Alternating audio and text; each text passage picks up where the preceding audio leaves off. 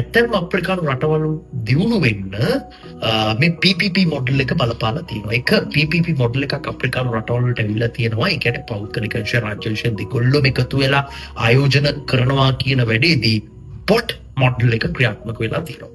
Bot කියන්නේ අනුප, B කියන්නේ build, O කියන්නේ operate, T කියන්නේ transfer.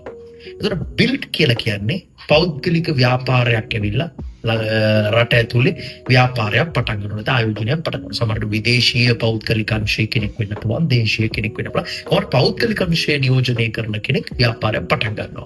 ඒතර පටන් ගන්නවා කියන තමයි build කියන වචනේ පාවිච්චි කරන්නේ. නමුත් පටන් ගන්නවා කියද්දී ඒ ආයෝජනය ඩිසයින් කරන්නේ පෞද්ගලික අංශයේ නියෝජිතයා. ඒ ආයෝජනයට අවශ්‍ය කරන සල්ලි ටික හොයාගන්නෙත් පෞද්ගලික අංශ ආයෝජකයා. ඒ ආයෝජනයට ඉඩම් ටික ගන්න, ඉදිකිරීම් ටික කරන්නේ සියල්ල කරන්නේ අවස්ථාව හඳුනගන්නේ අවස්ථාව හඳුනගන්න තැන ඉඳලා කරන්නේ පෞද්ගලික ආයෝජකයා. ඒක බිල්ඩ් කරනවා. හරි. දැන් B ඉවරයි. ඊට පස්සේ ඔපරේට් කරනවා. ඒක ක්‍රියාත්මක කරගෙන යන්නේ ආරම්භක අධීරදී මෙහෙවගෙන ගිහලා සමහරට ලාභ ලබන තත්ත්වයකට පත් කරන්නත් පුළුවන්. ආරම්භක අධීරදී මෙහෙවන්නේ පෞද්ගලික ආයෝජකයාම තමයි.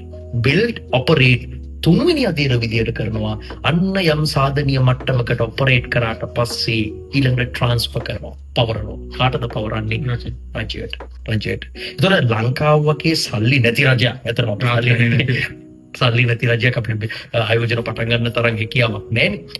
එහෙම රටකට ඇත්තටම පෞද්ගලික ආයෝජකයෙක් ඇවිල්ලා බිල්ඩින් ස්ටේජ් එක, ඔපරේටින් ස්ටේජ් එකයි සම්පූර්ණ කරලා අපිට ඒක පවරනවා නම් ඊටම වාසිදායක තත්ත්වයක්. ඉතින් මේකට මම හිතන්නේ PPP වෙනුවෙන්, පබ්ලික් ප්‍රයිවට් පාර්ට්නර්ෂිප්ස් වෙනුවෙන් ඇක්ට් එකක් පනතක් ගේන්න මේ අයවැය යෝජනා වෙලා තියෙනවා. ඊටම සාධනීය පැත්තක්, වර්ධනීය පැත්තක්.